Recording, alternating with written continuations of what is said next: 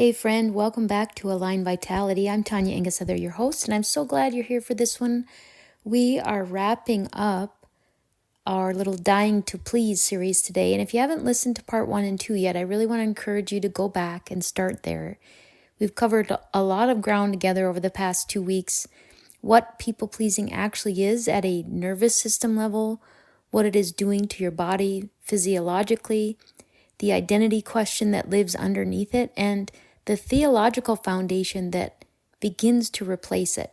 So today is where we get a little more practical, because I know that for a lot of you, especially those of you who are wired the way that I think many of us are, information is really helpful, but what you really want to know is, what does this actually look like in my body? How do I know if this is what's happening to me, and where do I even begin? So that's what we're going to cover today. I want to walk you through 5 specific signs that your body may be paying for your people-pleasing. Not vague general wellness concerns, but specific recognizable patterns that show up when the nervous system has been running in chronic fawn mode for far too long. And then I want to give you real grounded, grace-filled framework for where to start. The women who heal most fully are not the ones who found a perfect supplement or a perfect diet. They are the women who finally decide that they are worth addressing things at the root. So let's talk about what the root looks like in the body and what it looks like to finally start pulling it up. Do you want to recharge your energy, restore your mental clarity, and finally feel like yourself again? Well, you are in the right place. Welcome to Align Vitality, the podcast that offers faith and functional health strategies for high-achieving, health-conscious women in midlife who want to heal from chronic stress, body and spirit. I'm your host, Tanya Engesether, a certified functional health practitioner, Christian life coach, and fellow midlife woman who knows what it's like to look strong on the outside while struggling silently on the inside. Here, we get real about anxiety, brain fog, burnout, hormone shifts, and the hidden toll of chronic stress. And more importantly, we talk about the path to healing. Each week, you'll find practical strategies and faith-fueled encouragement to help you restore your God-given energy, calm your nervous system, and reclaim peace in this season of life. If you're ready to stop pushing through and start thriving in the abundant life you were created for, let's get after it. This is Align Vitality. Before we get into the 5 signs that your body is paying for your people-pleasing, I want to say something important. Your body is not your enemy. I know sometimes it can feel that way, especially in midlife when symptoms seem to multiply faster than you can manage them, when you feel like your body is betraying you, working against you, failing you in some fundamental way. But your body isn't failing you. Your body is communicating with you. It has been communicating probably for many years, in whispers at first and then nudges, and now, for many of you, in messages that are pretty impossible to ignore. And the message, when you learn to interpret it through a functional health lens, is almost always the same. Something at the root needs attention. Not more management of symptoms, not more pushing through, not more supplementing the gap, something at the root. As a functional diagnostic nutrition practitioner, this is the core of how we work with women, not chasing symptoms, not matching supplements to complaints, but looking upstream at the patterns, the stress load, the hormonal environment, the nervous system, and asking what is actually driving this. And what I find again and again, in women who have been high-functioning, highly capable, and chronically self-sacrificing is that the driver is often not very mysterious at all. It is a nervous system that has been stuck in survival mode, in the fawn response, for far, far too long. And here's what it looks like in the body. The 5 signs that your body is paying for your years of people-pleasing. Sign number 1. You are exhausted, but you cannot wind down. This is probably one of the most common patterns for women who have been running on chronic stress for years, and it is one of the most confusing because it seems contradictory. You are bone tired. You've been tired for months, maybe years, the kind of tired that sleep doesn't fix. You fall into bed at the end of the day with nothing left, and then you lie there, awake. Your mind is spinning, your body feels restless. You replay conversations, you rehearse tomorrow, you process everyone else's day, and you might finally drift off somewhere between midnight and 2 a.m., and then you wake again at 3 or 4, alert and anxious, unable to get back to sleep. So then you wake up exhausted. You drag yourself through the morning. You hit a wall in the afternoon, and by evening you're absolutely depleted. And yet when it's finally time to sleep, your nervous system will not quiet down. It's not an insomnia problem. This is a cortisol rhythm problem. In a healthy stress response, we've talked about this before, cortisol is highest in the morning. It is what wakes you up, gives you energy, gets you moving. And then it gradually declines through the day and is supposed to be at its lowest at night, allowing melatonin to rise and sleep to come. Now, in a chronically stressed nervous system, one that has been firing fawn responses all day, every day, that rhythm gets disrupted. Sometimes cortisol can stay elevated in the evening when it should be lower, making it impossible to wind down. And then after years of dysregulation, it can shift to being low in the morning when you need it the most, leaving you unable to get going even after a full night in bed. Wired at night, exhausted in the morning. Does that sound familiar?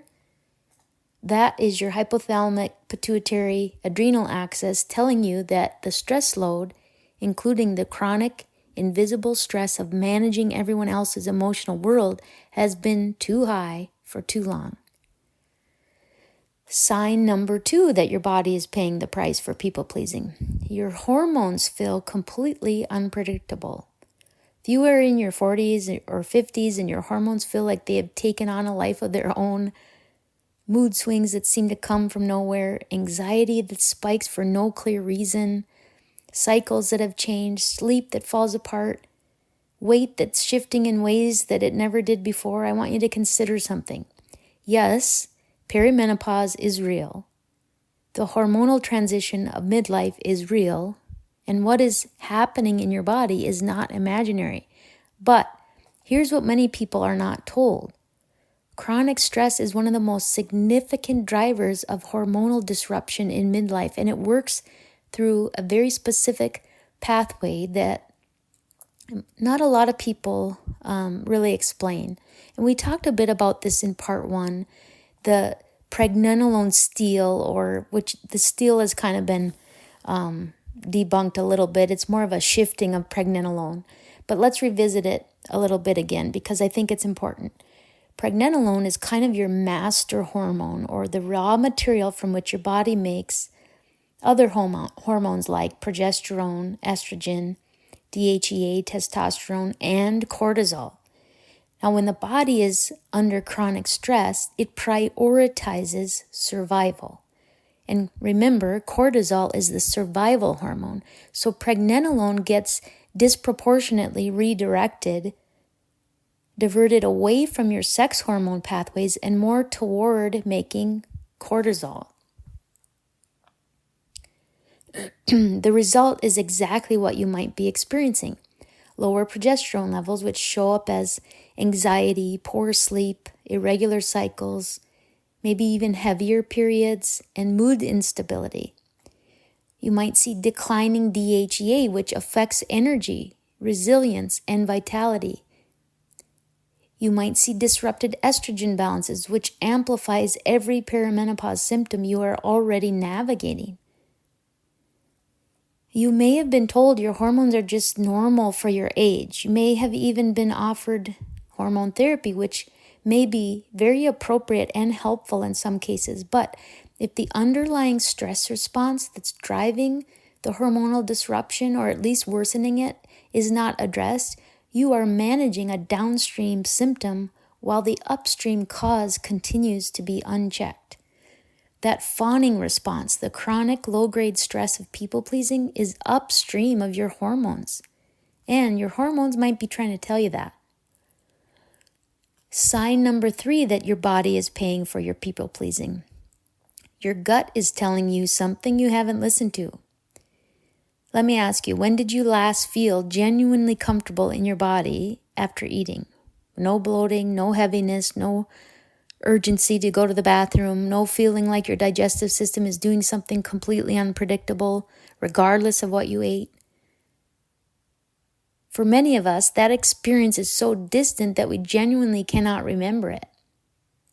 Many people have developed food sensitivities that seem to multiply, IBS symptoms that come and go without an obvious pattern, bloating that is just the normal now, constipation that maybe alternates with urgency, and a general sense that your gut is just not on your side. And many of us have been told by well-meaning practitioners to eliminate gluten, dairy, soy, eggs, to try digestive enzymes and probiotics and gut support protocols. And many of these things are helpful, at least some of the time, but oftentimes the gut symptoms keep coming back because the root hasn't been addressed. Here's the functional health truth about gut symptoms in chronically stressed women. The gut is exquisitely sensitive to the nervous system. The vagus nerve, the primary nerve of your parasympathetic nervous system, your rest and digest system, connects your brain directly to your gut. When you are chronically in sympathetic dominance, in fight, flight, or fawn, your digestive system is the first thing to be deprioritized. Blood flow is redirected away from digestion and toward your muscles so that they can generate a stress response. Your gut motility slows down or it becomes erratic. The gut lining, which requires a healthy, regulated nervous system to maintain its integrity, begins to become permeable. So bacteria that should stay in the gut can cross into the bloodstream, driving systemic inflammation. Your gut microbiome, the community of bacteria that regulates everything from digestion to immunity to mood, shifts in its composition. And then there's the serotonin connection that I find particularly compelling for this conversation. Approximately 90 to 95% of your body's serotonin, your primary mood-regulating neurotransmitter, is produced in the gut.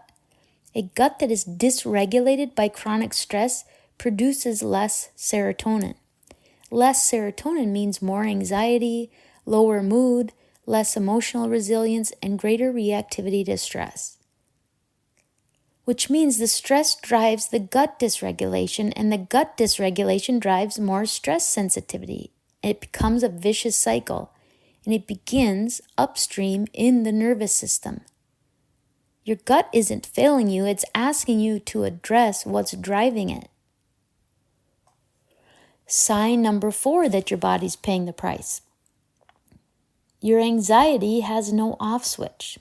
This one hits close to home for many of us, certainly me, and I want to address it with a great deal of care because anxiety is very real and it deserves to be taken seriously. But I also want to offer a perspective that most anxiety conversations miss.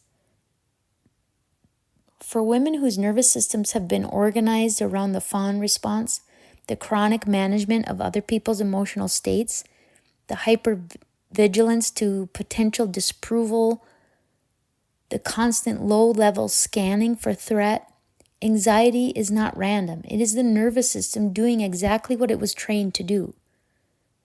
A fawn response nervous system is always scanning, always monitoring, always asking, is everyone okay? Is someone upset? Is something about to go wrong? What do I need to do to make sure everything stays safe? That hypervigilance is exhausting. And over time, it becomes the baseline, the nervous system's default setting. So you find yourself anxious without knowing why. Lying awake, rehearsing conversations that haven't even happened yet, feeling a low hum of dread even on good days, becoming disproportionately distressed when someone seems slightly off, experiencing a physical anxiety response, maybe a racing heart, shallow breathing, tightening in your chest, in situations that intellectually you know are not dangerous. You might have tried to manage this with more information, more preparation, more control. You might have prayed harder. You might have told yourself to just relax, and then you're baffled when your body won't cooperate. You cannot think your way out of a nervous system pattern. You have to regulate your way out of it. The anxiety lives in the body. It lives in the nervous system. It responds to body-based interventions. Breath work, movement, sleep, regulated connections, and the slow, repeated practice of learning that disapproval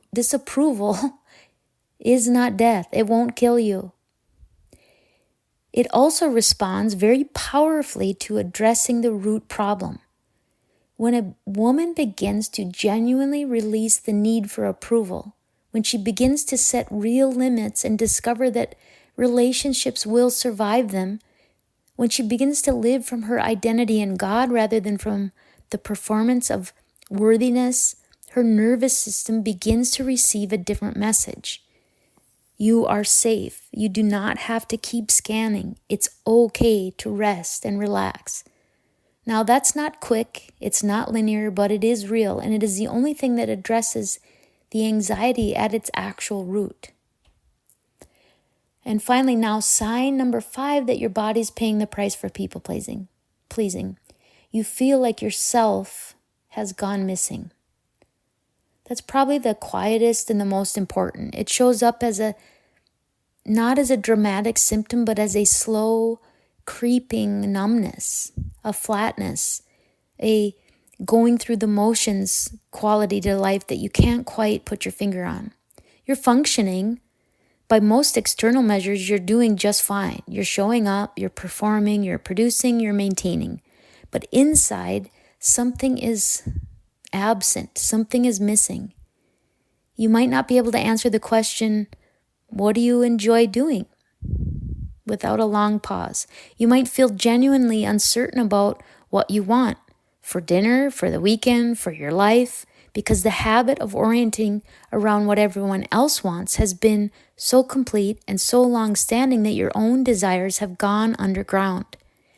You might feel disconnected from your own body, disconnected from joy, disconnected from a sense of purpose that feels alive rather than obligated. You might cry and not even know why, or find that you can't cry at all, even when you feel like you should. This is what chronic neurotransmitter depletion looks like, what adrenal exhaustion looks like, what years of identity suppression looks like when the body finally signals that it cannot sustain the performance any longer.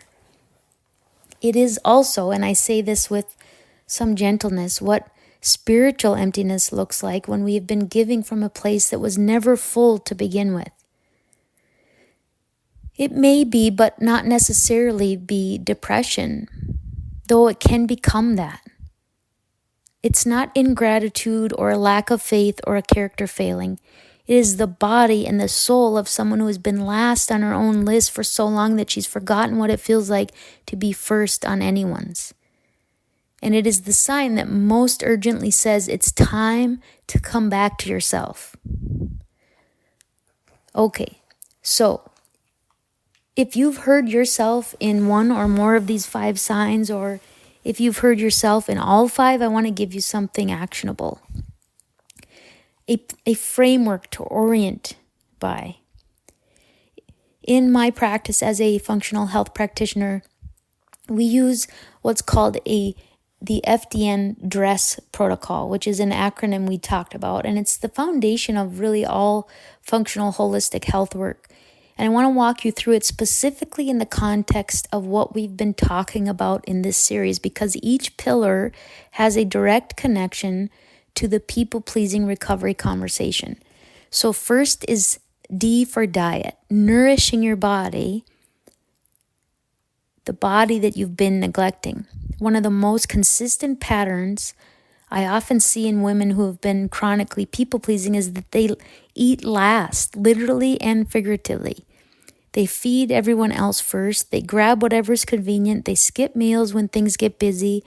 They use food like sugar, caffeine, refined carbohydrates to manage the energy crashes that come from running on cortisol. And the irony is that the body most depleted by stress is also the body most in need of real, consistent nourishment, and the most likely to be underfueled. So starting with food as your framework means eating enough protein to support adrenal and muscle recovery and neurotransmitter production, enough healthy fat to support hormone synthesis, blood sugar stability as a non-negotiable because blood sugar crashes amplify the fawn response by putting the nervous system on higher alert, and anti-inflammatory foods that support the gut lining and reduce the systemic inflammation driven by chronic stress. And maybe most importantly is actually eating on somewhat of a schedule in a way that communicates to your body, we are not in survival mode. There is enough. The body is safe and cared for. That message, even through something as simple as consistent, nourishing breakfast, begins to shift the nervous system's narrative. Number 2 in the framework, R. R is for rest and the kind that actually restores. We talked about the cortisol rhythm disruption that shows up as wired at night, exhausted in the morning. And addressing that requires more than just going to bed earlier. It requires creating the conditions for genuine nervous system downregulation, which for a chronically dysregulated system doesn't happen automatically. Consistent sleeping and wake times to anchor the circadian rhythm. A genuine wind down practice in the evening, not scrolling on screens, not catching up on email, not managing one more thing, but actually transitioning to rest with darkness, quiet, and giving yourself permission to stop producing and problem solving. And perhaps the most countercultural thing I would say to a room full of women who've been building their identity around productivity, rest is not just to be a reward for finished work. For a nervous system that's been running in fawn mode, rest is actually medicine, scheduled, protected, non-negotiable medicine. Then we have E for exercise, in the form of movement that heals rather than depletes. So this is something that is surprising to many. For a nervous system that is already overtaxed, high-intensity exercise can actually be counterproductive. So if your cortisol rhythm is already very dysregulated, if you're already running on high alert, adding a daily intense workout sends another stress signal to an already stressed system. So movement in this season looks a little more like walking, particularly out in nature. Gentle strength training that supports muscle and metabolic health without spiking cortisol. Yoga or stretching activities that activate the parasympathetic nervous system. Dancing, swimming, anything that moves the body with joy rather than obligation. The goal is movement that tells your nervous system we are safe, we are in our body, this feels good. Not movement that pushes through, not movement that punishes, movement that restores. Next, we have S for stress reduction, addressing the source, not just the symptoms. Most stress reduction conversations focus on tools like breath work, meditation, prayer, time in nature, journaling, and those tools are very, very real and valuable. But for women who've built an adaptation pattern of people-pleasing and approval-seeking, I want to offer something a little more specific. The most powerful stress reduction available to you is not a breathing technique. It is the practice of no longer generating unnecessary stress by saying yes when you actually mean no. It's every healthy limit you set is actually a stress reduction intervention. Every honest conversation you have instead of swallowing something that bothered you is a stress reduction intervention. Every time you've let someone else be responsible for their own emotional regulation instead of fawning to manage it for them, your nervous system is relearning what it is to be safe. The tools support the work, but the work is really the root. Breath work helps regulate a nervous system in the moment, but the nervous system's chronic dysregulation will continue as long as the chronic people-pleasing continues. This is why the identity work we talked about last week is not separate from the functional health work. It is the functional health work. And the last S in the DRESS protocol is supplementation, targeted support for a depleted system. Now, this is last on purpose because targeted supplementation can be genuinely helpful for women whose bodies have been under chronic stress load. But here's the clinical truth I always come back to. Supplements support healing. They do not create it. And they work best when they are supporting a body that is also being nourished, rested, moved well, and most importantly, freed from the chronic stress load that is at the root of the problem. I want to close this series with something I believe with everything in me. As a practitioner, as a Christian life coach, as a woman of faith, and as someone who has walked this road personally, everything I just described, the nourishment, the rest, the movement, the stress reduction, and the supplementation, every single one of it works better, heals faster, and lasts longer when it is anchored in a true shift of identity. When a woman stops performing her worth and begins to receive it. When she stops generating the chronic stress of living for everyone else's approval and begins to live from the settled security of being God's beloved. When she stops being last on her own list, not out of selfishness, but out of the recognition that she cannot continue to give from an empty place. The nervous system responds to that shift. The hormones respond, the gut responds, your sleep responds, because the body is not separate from the soul. And healing the body, real, lasting, root-level healing almost always requires healing both. Romans chapter 12, verse 2 says, "Do not conform to the pattern of this world, but be transformed by the renewing of your mind." The pattern of this world for so many of us is the pattern of people-pleasing, of performing for approval, of building an identity on what you produce and provide for others. The transformation that Paul describes, the renewing of the mind, is the work of learning to think differently about who you are, whose you are, and what you were actually made for. That transformation is the beginning of healing, not just spiritually, physically, functionally, in your cortisol, in your sex hormones, in your gut lining, your serotonin, and your sleep. You were not made to live depleted, performing, invisible to yourself, and last on every list. You were made for more than that. Let's close this series together. God, we've spent 3 weeks looking at something that a lot of us have been carrying for a really long time. The pattern of living for everyone else's approval. The cost it has had in our bodies, our identities, and our souls. And the beginning of a different way. We ask you to make what we've learned more than information. Make it transformation.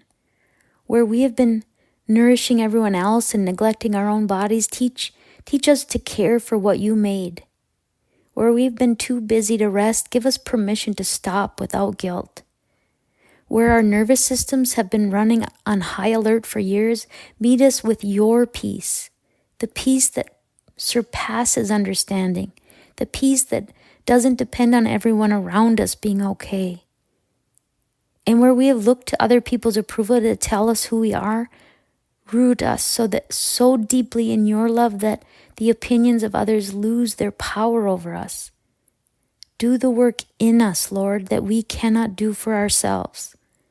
And remind us again and again and again that we were worth addressing at the root. In Jesus' name, amen. Friend, we've covered so much ground in this series. We talked about what people-pleasing is at a nervous system level and what it is doing to your body. We talked about the identity question underneath it, who you are when you stop performing for everyone else. And today we talked about what it looks like in your body and where to actually begin healing. It's truly my honor and privilege to walk this journey alongside of you. And until next time, lead well, live well, and be well. Thank you so much for joining me today, my friend. If today's episode encouraged or blessed you, would you please take a minute to leave a rating and written review on Apple Podcasts? It means the world to me, and it helps more women like you discover this message of hope and healing. If you're ready to take the next step in your functional health journey, join my interest list at alignvitalityhealth.com. And remember, this podcast is for educational purposes only. It is not intended to be medical advice, nor is it intended to diagnose or treat disease. Please consult your healthcare provider before making changes to your health. Until next time, I'm Tanya Engesether, reminding you that healing is possible and your best season is still ahead.